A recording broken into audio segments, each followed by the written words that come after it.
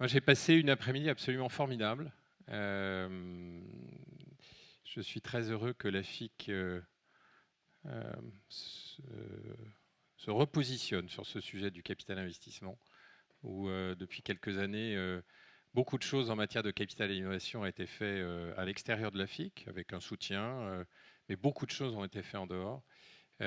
Beaucoup de choses vont continuer à se faire en dehors, mais pour moi, parmi tout ce qui a été dit, on a beaucoup parlé de quelque chose. Une des tables rondes qui m'a fait le plus plaisir en tant que président de la FIC, c'est celle qui réunissait France Digital, France Biotech, BPI, France Angel et la FIC. C'est très important, ça montre, on a parlé aussi de la diversité. C'est assez fondamental de reconnaître qu'il n'y a pas un modèle mais des modèles, qu'il y a des stades de développement qui sont très différents, qu'il y a des entreprises de nature très différente qui ont donc besoin d'accompagnement de nature différente. Il n'y a pas de petits fonds, il n'y a pas de grands fonds. Il y a des segmentations qui sont adaptées. Mais avant de poursuivre, d'abord je voulais commencer par remercier nos amis de Deloitte qui nous soutiennent aujourd'hui et vous l'avez vu, qui vont soutenir aussi d'autres projets. C'est fondamental que l'écosystème autour de la FIC soutienne le capital investissement, soutienne la FIC. Donc un très grand merci à Deloitte. On sera très heureux d'être présent et d'assister à Fast 50 et je crois qu'on sera quelques privilégiés à assister à Fast 500. Donc merci à Deloitte. On est très heureux d'être aussi présent dans ce lieu. Un peu original, on n'est pas forcément habitué de venir faire des conférences. Moi, j'aimerais bien qu'on refasse l'année prochaine au même endroit, mais que cette fois, tous les sièges soient remplis. Donc, la FIC va bosser sur le sujet pour non pas simplement remplir la salle, mais attirer beaucoup plus de monde. On l'a vu, les chiffres du capital et innovation français sont bons. Alors attention, je suis d'accord avec tout ce qui a été dit. Je suis très fan de l'esprit français et de ce qui est en train de se passer dans notre pays. Euh, Grosso modo, tant qu'on n'est pas dos au mur en France, tant que les Allemands ne sont pas à 200 bornes de Paris, tant que les All Blacks nous ont pas mis 30 points, on ne se met pas à bosser ensemble. Là, j'ai l'impression qu'il y a une volonté de bosser ensemble et d'être très respectueux de cette diversité qui est source de richesse. Bosser avec Cisco, c'est pas un gros mot. J'ai pas de complexe, je suis petit, mais j'arrive à bosser avec Cisco et Cisco me regarde pas comme un nain. Il y a les fonds d'entrepreneurs qui jouent leur rôle. Il y a le fiscal qui joue le rôle. Donc on voit bien qu'il y a une grande complexité. Alors on est à l'intérieur de cet écosystème, donc même si on le considère comme complexe, on arrive à naviguer, à s'y repérer. Je pense qu'une des difficultés, c'est que sorti de notre écosystème, c'est juste incompréhensible. Nos histoires de scale-up, nos histoires, enfin tout ce qu'on a jargonné entre nous cet après-midi et on vit dedans, c'est incompréhensible dès qu'on sort un tout petit peu de notre univers, de l'accompagnement et de la transformation des entreprises. Et là, on a un match formidable à jouer. Je pense que potentiellement, il y a de l'écoute. Le pays, les individus, le politique est probablement prêt à nous écouter si on arrive à projeter une image d'utilité de ce qu'on est en train de faire. Parce que tout ce qu'on est en train de faire, au-delà de fabriquer quelques milliardaires de plus, ça sert à quoi? Ça sert à fabriquer un monde meilleur. Alors on a tous une définition de qu'est-ce que c'est qu'un monde meilleur. Mais le rôle des investisseurs que nous sommes, c'est de contribuer à la construction d'un monde meilleur, puisque s'il est meilleur, il sera durable, et s'il est durable, il aura une valeur. Et s'il a une valeur, on pourra rémunérer les capitaux qui nous sont confiés. Donc je pense qu'on a un vrai exercice, un double exercice, à la fois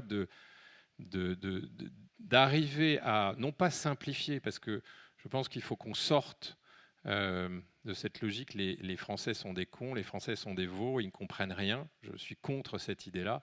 On doit pouvoir expliquer au peuple français ce que c'est qu'une entreprise, pourquoi une entreprise a de l'intérêt, qu'est-ce que c'est qu'un actionnaire, pourquoi un actionnaire a de l'intérêt, qu'est-ce que c'est que de l'épargne collective. Enfin, tous les sujets, on est tous, j'ai rien à vous vendre et pas à vous convaincre évidemment du sujet, mais je pense qu'on a un moment un peu historique pour la France de franchir cette étape. Le prochain gouvernement sera probablement relativement, et vous voyez, je suis prudent, business friendly. Profitons-en, non pas pour demander la prochaine niche fiscale, je ne serai pas le président de la FIC de la prochaine niche fiscale, point. En revanche, d'arriver à faire du lien entre l'État et les fonds d'investissement, entre les entrepreneurs et les fonds d'investissement. On va tout ce lien un peu complexe. La forêt tropicale, on est en plein dedans, donc il faut accepter que ce soit un peu le bordel. Mais on a énormément de choses très positives à faire. Je pense que l'exemple d'Israël est assez sympathique, au sens... Enfin, eux, ils n'ont pas le choix que de jouer collectif. Nous, en France, j'aime bien dire qu'à chaque fois, on cherche un héros. Donc, c'est l'entrepreneur génial, le fonds génial, le système unique. Non, il faut absolument qu'on joue collectif. Et la FIC a probablement cette nouvelle mission que d'être inclusif et pas dogmatique dans la défense du précaré, de la fiscalité pour les fonds d'investissement. On est en train de franchir une étape, vous le verrez dans les prochains mois, on va être dans une logique d'une dynamique de communication un peu différente. Et c'est autour de ça qu'on va travailler. Alors merci à toutes les personnes qui sont intervenues, celles qui sont à l'intérieur de l'écosystème, celles qui sont juste à côté. Je pense que casser un peu les barrières, accueillir des gens de nature différente. Je trouve que la présentation de M. Pisani était tout à fait passionnante et on pourrait peut-être le prendre comme conseil, Paul, pour nous aider à casser quelques codes AFIC dans notre pensée. Voilà, comment l'AFIC peut bouger un peu ses lignes de pensée, son organisation.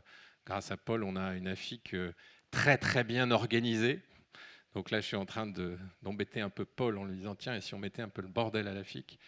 Mais je pense qu'on a l'opportunité de faire ça. Je pense que le capital innovation est construit comme cela. Refaisons un peu plus d'AFIC et de capital innovation. Ne le faisons pas seul.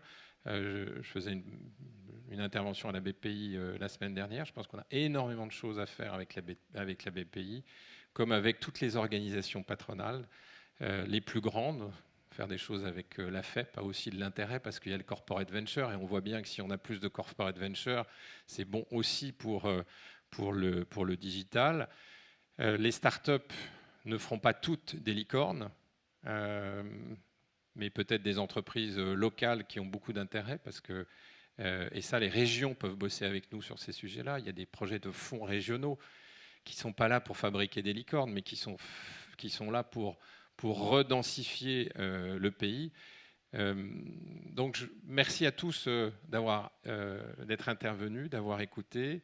On n'était pas très nombreux, mais ça, c'est pas très grave, parce qu'on amorce un nouveau cycle et je fais le pari que l'année prochaine, cette demi-journée du Capital Innovation sera brandée AFIC et plein d'autres organisations avec le soutien de l'AFIC, avec l'énergie de l'AFIC.